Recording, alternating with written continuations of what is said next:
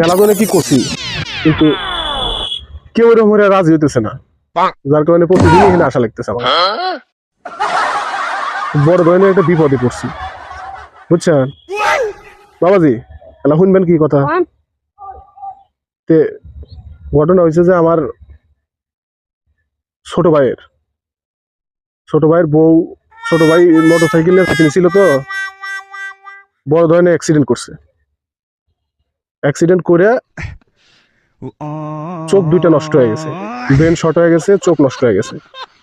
তো আজ 1 মাস ধরে আইসিইউতে আছে, বুঝছেন।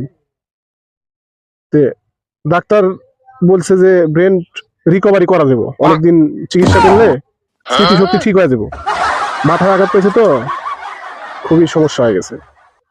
আর যে চোখ দুইটা যে নষ্ট হয়ে গেছে, ওই চোখ দুইটা আঘাত পেয়েছে তো পায়া, ওই চোখ দুইটা একবারে উল্টা মুল্টা হয়ে গেছে, স্যাবরা ব্যাবরা হয়ে গেছে আর কি। ওই চোখ দুইটা আর চলবে না।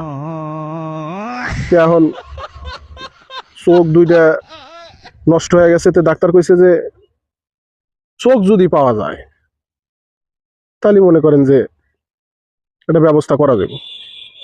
যেহেতু স্মৃতিশক্তি ঠিক হয়ে যাবো, ডাক্তার বলছে যে স্মৃতিশক্তি ঠিক হয়ে যাবো। তো এখন দুইটা চোখের দরকার আমাদের, বুঝছেন।